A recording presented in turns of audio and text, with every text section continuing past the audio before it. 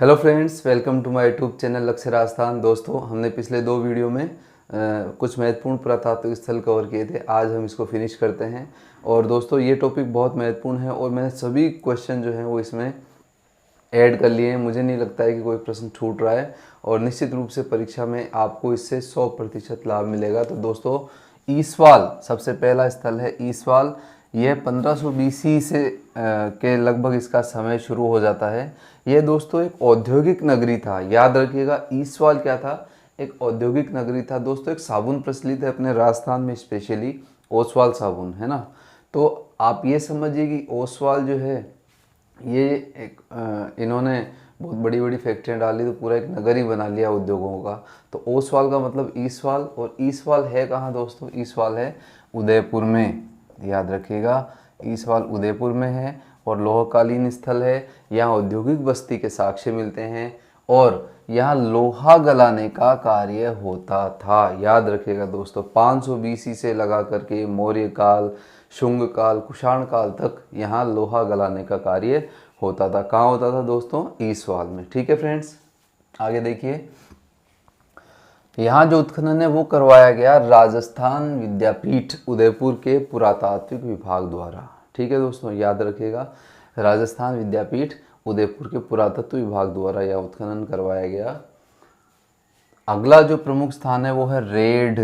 Very important जगह है परीक्षा की दृष्टि से। दोस्तों, इस बोर्ड पर यदि मैं कहूँ तो सोनारी और रेड सबसे महत्वपूर्ण स्थान है। आप ये मत समझिए कि बाकी नहीं है, परंतु ज़्यादा महत्वपूर्ण ये दोनों हैं। तो रेड जो है दोस्तों, ये इसका जो समय है वो 500 से 300 BC माना जाता है। रेड टोंक में है, ये भी आप याद रखेंगे, टोंक। ठीक है दोस्तों, रेड एक और बढ़िया प्रश्न है यहाँ। रेड ढीलू नदी किनारे है। दोस्तों, बहुत ही विचित्र सा नाम है और याद करना बहुत ईजी है। रेड और ढीलू, ढ से आप ढीलू बना दीजिए। तो रेड कहाँ पर है दोस्तों? रेड है टोंक में और ये किस नदी किनारे है? ढीलू नदी किनारे। दोस्तों, यहाँ पर जो उत्खनन है ये करवाया दयाराम साहनी और केदारनाथ पुरी ने। दयाराम साहनी और केदारनाथ पुरी द्वारा यहाँ क्या करवाया गया? उत्खनन। तो जो दयाराम साहनी है ये भारतीय पुरातत्व विभाग के महानिदेशक भी रहे हैं और जब इनका संबंध किसी स्थान से आ जाता है तो निश्चित रूप से ये स्थान बहुत महत्वपूर्ण हो जाता है दोस्तों। तो ध्यान रखिएगा, दयाराम साहनी और केदारनाथ पुरी यहाँ के उत्खनन करता थे। पहले दयाराम साहनी ने उत्खनन करवाया, उसके बाद में केदारनाथ पुरी ने। केदारनाथ पुरी ने इस उत्खनन पर एक पुस्तक भी लिखी है दोस्तों, एक्सक्वेशन एट रेड। एक्सक्वेशन एट रेड। ये दोस्तों, यह पुस्तक जयपुर जो शासन था उसके तत्वावधान में लिखी गई। तो आप याद रखिएगा कि जयपुर जो शासन था उस समय, उसके तत्वावधान में लिखी गई पुस्तक एक्सक्वेशन एट रेड। और लेखक कौन थे इसके? केदारनाथ पुरी। ठीक है फ्रेंड्स, दयाराम साहनी बहुत बिजी व्यक्ति थे, इसलिए उनको कहाँ फुर्सत थी, इसलिए ये कार्य किसने किया? केदारनाथ दीक्षित ने। अब यहाँ पर क्या मिलता है हमें? देखिए, ये मैंने एक छोटा सा चित्र सा भी इसी के साथ ही बना दिया। भव्य इमारत मिलती है, एक बहुत भव्य इमारत मिलती है। जैसे कि हमने पिछले वीडियो में देखा था, बालाथल में भी ऐसा कुछ मिलता है। तो भव्य इमारत मिलती है और यहाँ इस इमारत की विशेषता देखिए दोस्तों कि यहाँ फुटपाथ भी बनाया हुआ है और नाली भी बनाई हुई है। देखो, ये मैंने फुटपाथ बना दिया है और नाली। तो ये सब कहाँ से मिलता है? रेड से। ठीक है दोस्तों, इसको हम और अच्छे से कैसे याद करें अभी मैं बताता हूँ आपको। यहाँ एक बलुआ पत्थर का प्याला भी मिला है जो कि अशोक कालीन कला से काली जो कला थी उससे मिलता जुलता है। बलुआ पत्थर का प्याला मिला है। एक फूलदान मिला है दोस्तों, यहाँ पिंक कलर का, पिंक गुलाबी कलर का, गुलाबी रंग का फूलदान मिला है जो कि सर्वश्रेष्ठ बर्तन हम कह सकते हैं या रचना कह सकते हैं। वहाँ यहाँ से एक यक्षिणी की मृण मूर्ति भी मिलती है जो पगड़ी पहने हुए है। तो दोस्तों, पगड़ी स्त्रियां पहनती थी। तो ये जो विशेषता है ये शुंग काल की मुख्य रूप से है। तो शुंग काल की यहाँ पर यक्षिणी मिलती है जो कि पगड़ी पहने हुए हैं। और ये जो प्रश्न बार बार आया हुआ है, आपको याद भी होगा कि यहाँ पर प्रचुर मात्रा में लोहे के उपकरण प्राप्त हुए हैं, लोहे की सामग्री प्राप्त हुई है। इसलिए इसको प्राचीन भारत का टाटा नगर भी कहते हैं। टाटा नगर क्यों कहते हैं? क्योंकि जो टाटा नगर है वहाँ आधुनिक भारत में जो लौह खनिज, लौह अयस्क हैं, इससे संबंधित जो फैक्ट्रियाँ हैं वो टाटा नगर में स्थापित हुई थी और नाम भी टाटा नगर इसीलिए पड़ा था उसका। तो प्राचीन भारत का टाटा नगर कौन सा है? रेड। ठीक है दोस्तों। और यहाँ जैसे कि मैंने बताया यक्षिणी की मृण मूर्ति मिल जाती है। 375 आहत मुद्राएं मिलती हैं। आहत मुद्राएं मैं बार बार बता चुका हूँ, ठप्पा लगा करके बनाई हुई मुद्राएं। 300 मालव जनपद की मुद्राएं मिलती हैं। मालव जनपद क्या था दोस्तों? जब ये वंश हम पढ़ते हैं इसके पहले यहाँ जनपद थे, छोटे छोटे योधे, मालव आदि कई प्रकार के जनपद थे। तो जो मालव जनपद है ये मुख्य रूप से झालावाड़, टोंक और अजमेर के कुछ क्षेत्रों में फैला हुआ था। तो जो मालव जो ये है जनपद, इससे संबंधित ये स्थान था, तो निश्चित रूप से यहाँ पर मालव जनपद के सिक्के मिलेंगे। और यहाँ एक जो मुद्रा या एक जो सिक्का मिला है ये बहुत महत्वपूर्ण है। ये सिक्का यूनानी अपोलोडोटस का है और खंडित स्थिति में मिला है। तो यूनानी अपोलोडोटस का सिक्का कहाँ से मिलता है दोस्तों? रेड, टोंक से। और हमने आहड़ में भी, आपको याद होगा, आहड़ में भी एक यूनानी मुद्रा मिली थी, अपोलो का चित्र था और उसने अपने हाथ में क्या ले रखा था? याद होगा आपको दोस्तों, उसके हाथ में तीर था और तरकश था पास में, पीछे की तरफ उसमें अन्य अंकन था। इस प्रकार से यूनानी सिक्का मिलता है। एक और विशेषता यहाँ की है रिंग वेल्स। रिंग वेल्स मिले हैं यहाँ पर प्रचुर मात्रा में, 115 रिंग वेल्स मिलते हैं। अब रिंग वेल्स क्या होते हैं थोड़ा सा मैं आपको बता देता हूँ दोस्तों। रिंग वेल क्या होते हैं कि जब वहाँ, जैसे कि मैंने आप अभी बताया कि यहाँ नालियाँ भी बनी हुई हैं, तो जो नालियों से पानी जब इकट्ठा हो जाता था तो दोस्तों ये क्या करते थे, रिंग के आकार की संरचना में इनके पास मिट्टी के पात्र होते थे। तो ये उसमें मिट्टी भर करके उस जो पानी वाली जगह है उसमें रखते जाते थे ऊपर से ऊपर, और उसमें सूखी मिट्टी रहती थी।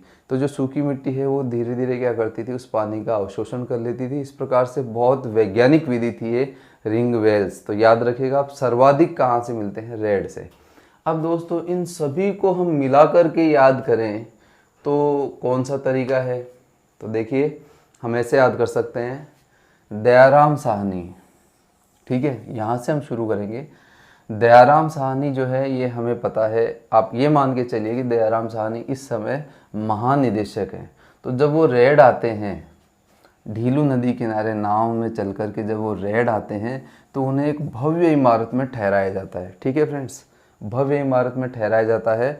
और उस भव्य इमारत में जैसे ही वो प्रवेश करते हैं तो वो देखते हैं कि एक बलुआ पत्थर का बहुत सुंदर सा प्याला रखा हुआ है, पॉलिश्ड किया हुआ चुनार पत्थर का।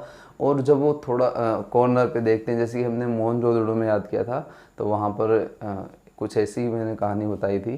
तो दयाराम साहनी जी जा रहे हैं यहाँ, लेकिन तो दयाराम साहनी जा रहे हैं तो वो देखते हैं कि भव्य भवन में उनको ठहराया गया है।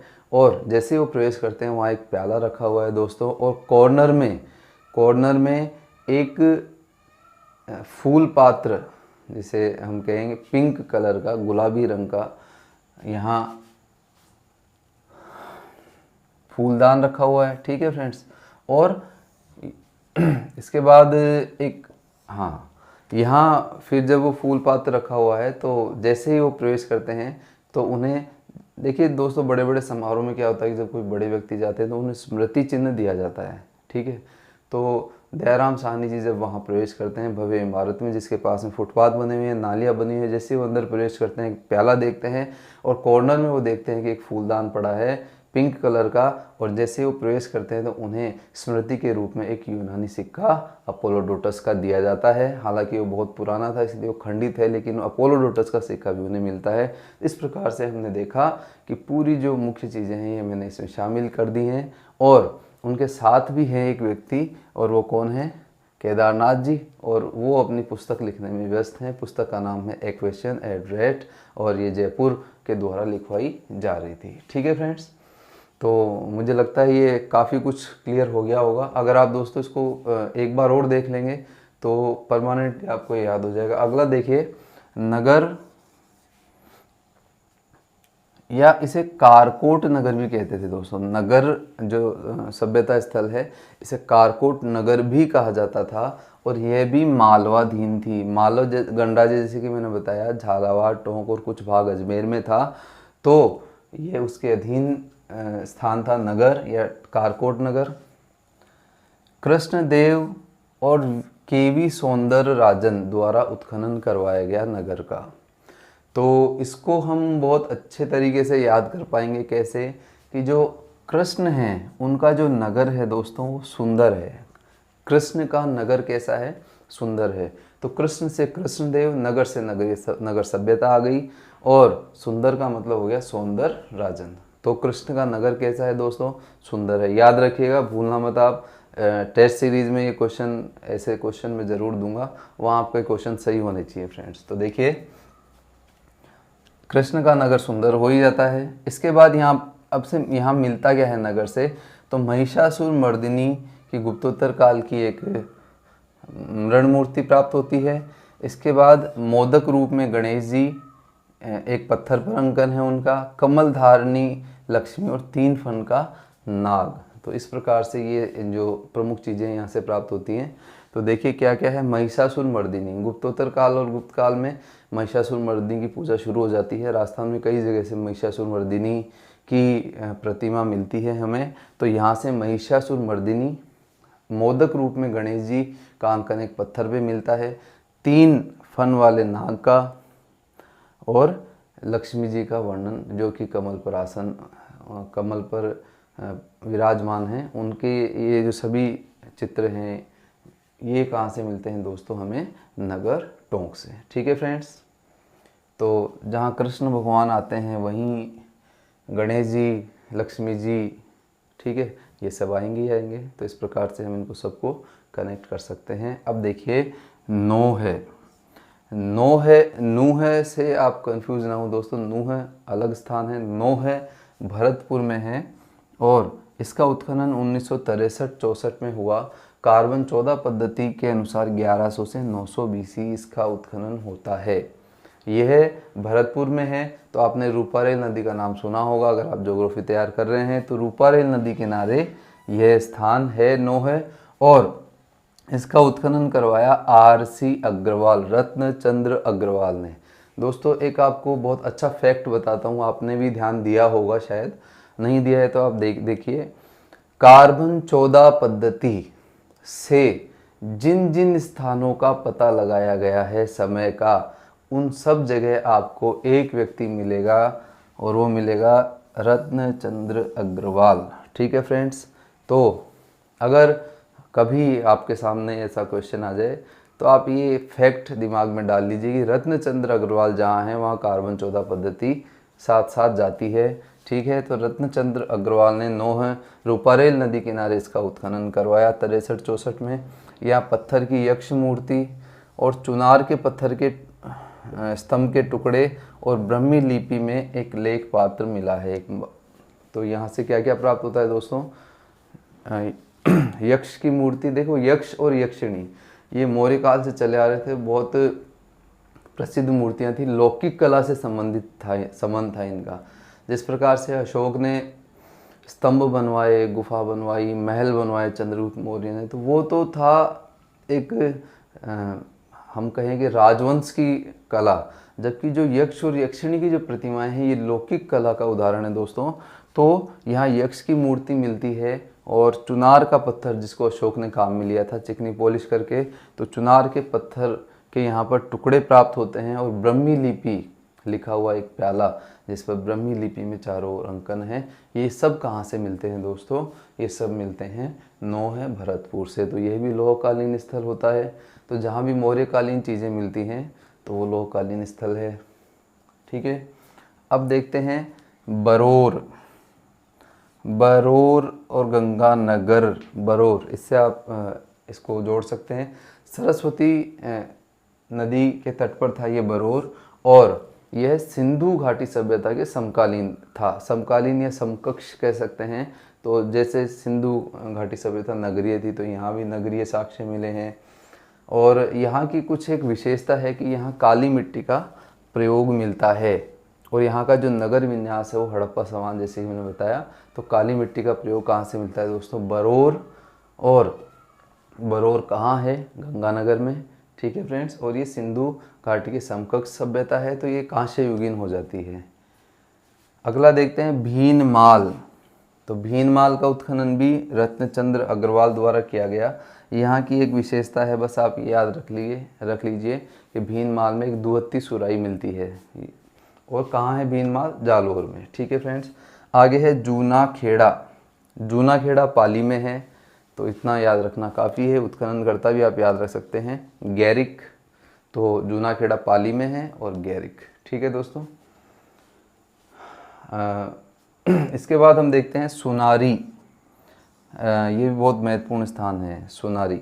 सुनारी में जो उत्खनन है ये 1980-81 में राजस्थान राज्य पुरातत्व विभाग द्वारा करवाया गया। सुनारी दोस्तों मुख्य रूप से झुंझुनू में स्थित है भौगोलिक रूप से, और यहाँ बहुत बार परीक्षा में पूछा गया है। और ये प्रश्न इस प्रकार से आता है कि लोहे की भट्टियों के प्राचीनतम साक्ष्य कहाँ से मिलते हैं? तो दोस्तों कहाँ से मिलते हैं? सुनारी से मिलते हैं। हम ऐसे याद रख सकते हैं कि सुनारी हैं जो कि उनके पास सोने को का काम नहीं करते, वो तो लोहे का काम करते हैं। और उनके पास क्या है? एक भट्टी है, और भट्टी पर धौंकनियाँ लगा रखी थी दोस्तों उन्होंने तापमान को नियंत्रण करने के लिए, क्योंकि जो लौह अयस्क होता है उसको गलाने के लिए बहुत ज़्यादा तापमान चाहिए होता है। आपने पढ़ा होगा 9th-10th में जो वर्तमान विधियाँ हैं, तो वहाँ उस समय ऐसी विधियाँ प्रचलित नहीं थी, तो बहुत ज़्यादा ताप उत्पन्न करना होता था लौह अयस्क को गलाने के लिए। तो यहाँ पर उस तापमान को नियंत्रण करने के लिए धौंकनियाँ भी लगा रख धौंकनियों से उनको तापमान जो है उस भट्टी का वो नियंत्रण किया जाता था। तो जो सुनारी हैं वो सुनार का काम नहीं करती हैं, वो लोहे को गलाने का काम करती हैं। और कहाँ पर हैं? खेतड़ी और नीम का थाना, ये जो भी स्थान है ये सब कांतली नदी किनारे हैं दोस्तों। अयस्क से लोहा भट्टी और तापमान कंट्रोल, ये मैंने भी आपको बता दिया। तीर और भाले भी मिलते हैं यहाँ से जो मौर्य काल के हैं। इस प्रकार से सुनारी बहुत महत्वपूर्ण स्थान है। अगर आपको परीक्षा में ये प्रश्न दिखे कि लोहे की भट्टियों के प्राचीनतम साक्ष्य कहाँ से मिले हैं, तो आप कहेंगे सुनारी। किस नदी किनारे है? कांतली। कहाँ है? झुंझुनू। ठीक है, अब बात करते हैं कंसव। कंसव दोस्तों कोटा में है, और यहाँ पर मौर्य शासक धवल का अभिलेख मिलता है। वैसे मैं अभिलेखों के लिए पृथक से वीडियो ज़रूर बनाऊँगा, तो आप वहाँ ये सारे अभिलेख, मोस्ट जो भी अभिलेख हैं वो सारे आपको उसमें मिल जाएंगे। और फिर है बयाना। बयाना का प्राचीन नाम था दोस्तों शोणितपुर। बयाना का प्राचीन क्या नाम था? शोणितपुर। ये भरतपुर में है, और यहाँ नील की खेती होती थी। नील का नाम आपने दोस्तों खूब सुन रखा होगा, महात्मा गांधी, नील आंदोलन, बयाना, है ना। तो जो बयाना है ये, इसका प्राचीन नाम शोणितपुर था, और यहाँ नील की खेती होती थी। नील बेसिकली क्या था दोस्तों? नील एक पौधा होता था, और इसमें एक नीला रंग निकलता था जो कि कपड़ों की रंगाई में काम में आता था। तो ये प्राकृतिक रंग था। तो नील की खेती कहाँ से होती थी? बयाना शोणितपुर से।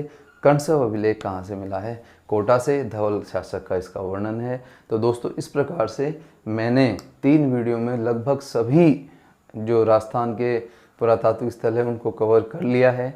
मुझे आशा है आपको वीडियो पसंद आए होंगे। दोस्तों कमेंट ज़रूर करें, अगर आपको कुछ कमी लग रही है तो भी कमेंट करें, उससे मुझे और बल मिलेगा।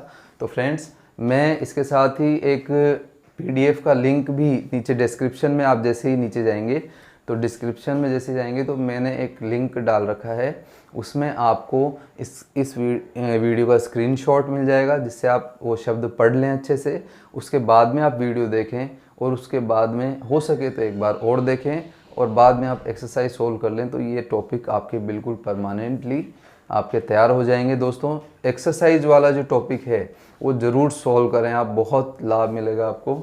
और दोस्तों आपने वीडियो देखा, वीडियो देखने के लिए आप प्लीज़ दोस्तों स्किप मत कीजिए, क्योंकि हर 10 सेकंड में मेरा एक इम्पोर्टेंट क्वेश्चन निकल जाता है। तो आप स्किप न करें, भले ही आप वीडियो न देखें, कोई इसमें ज़्यादा दिक्कत वाली बात नहीं है।